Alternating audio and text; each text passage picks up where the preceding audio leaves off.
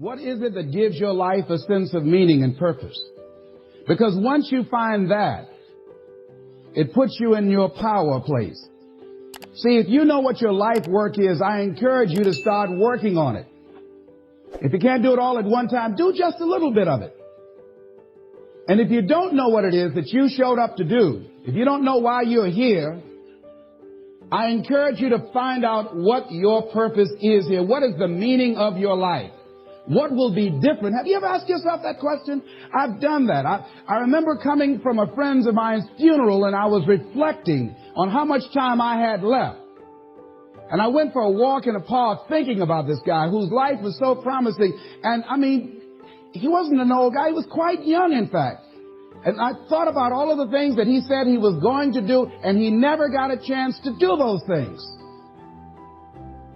And I started thinking about my own life and how much time I had left to do the things that I would like to do. And at that time, I wasn't sure what my life purpose was, what my life's work was. I wasn't sure about it at that time.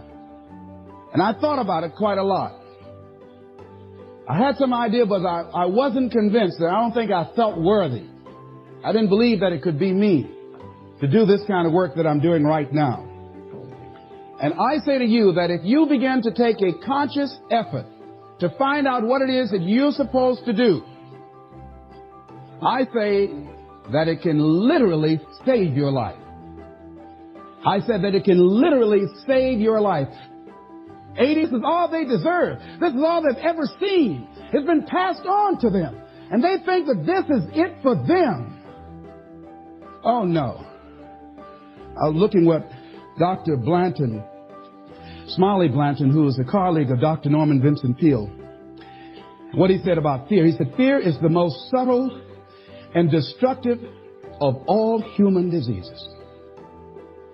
Ladies and gentlemen, fear kills dreams. Fear kills hope. Fear puts people in the hospital. Fear can age you.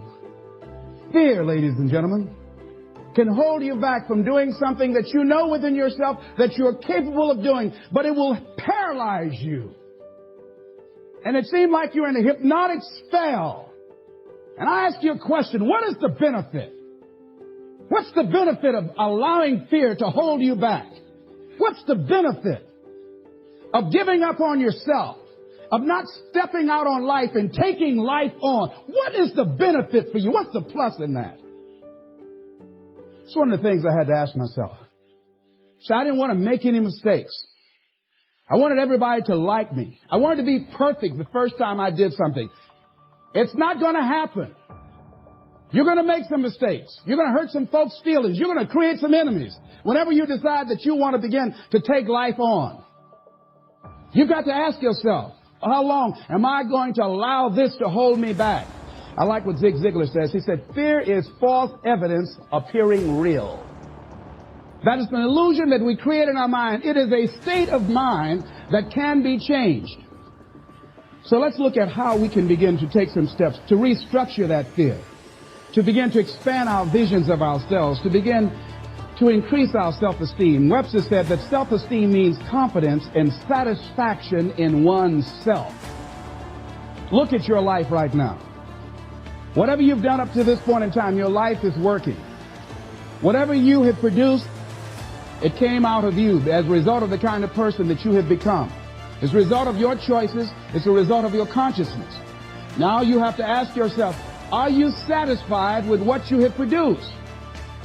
Is this what you want? Would you like for things to be better than this? Do you believe that you deserve better than this? Or are you content? This is it. You don't have to do anything else. That you already resign yourself in life and say, well, I'm happy. I'm not starving like the people in Calcutta. Are you allowing yourself to get off the hook like that? Or do you believe somewhere in the back of your mind or in your heart that there's some other great work for you to do? There's something else that life has for you. And that's why you're here. How do we handle this fear factor? How do we increase our self-esteem? You have to begin to fortify yourself. How do we do that?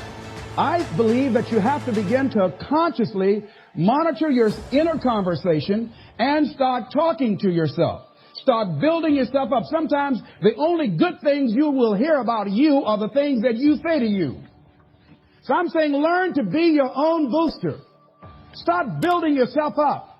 Start encouraging yourself. Start saying, I can do this. I can make this happen. When I started thinking about becoming a speaker, I said, yes, I can do this.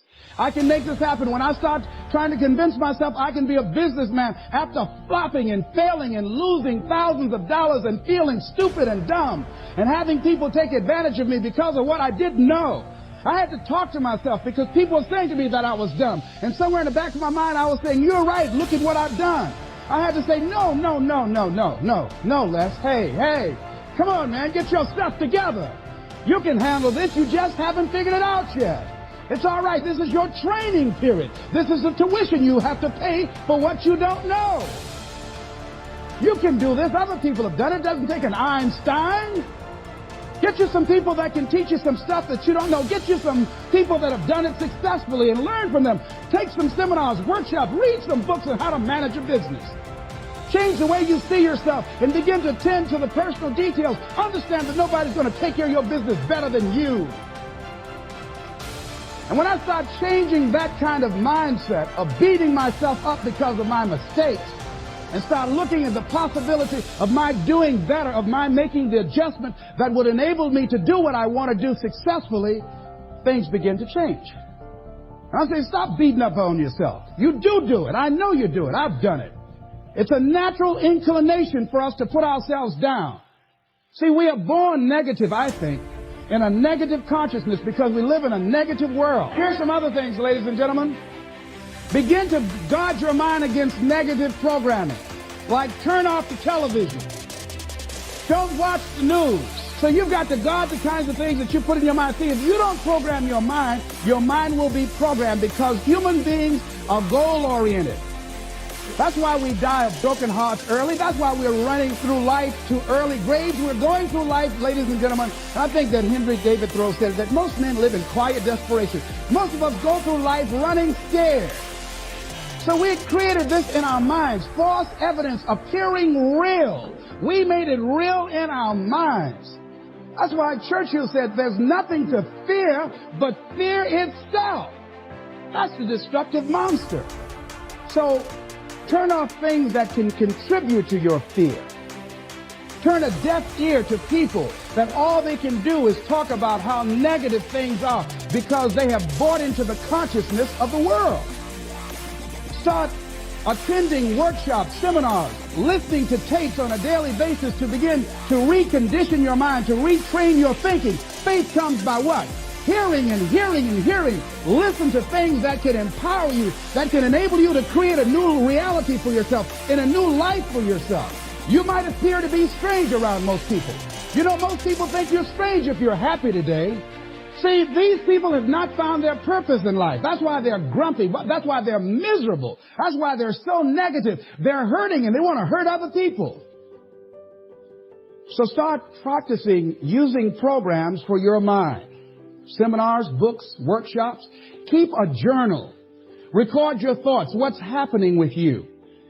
Every day when you get up, have a journal near you. See, ladies and gentlemen, we get 3 to 4 thoughts a year that if we would act on those thoughts, they could change our life. What idea are you sitting on? Write your ideas down. And then, once you get that idea, take the leap. Take the leap. See, it's out here in the universe. If you don't take the plunge, I guarantee you, somebody else will. Take the plunge. Go into action. And ladies and gentlemen, you will be surprised at how things will come together. You'll be surprised. Now, you're going to have some difficult challenges. I can tell you that now. Be aware of that. Things are not going to work out exactly right. For a time they will, sometimes. And that's when life is just playing a game with you. I want you to feel good and relax. But ladies and gentlemen, go into action with your dream. And don't avoid where the fights are. Get in the midst of the fight. Get knocked down so you can learn how to fight so you can hold your position. See, most people don't get out in the arena of life because they don't want to fight.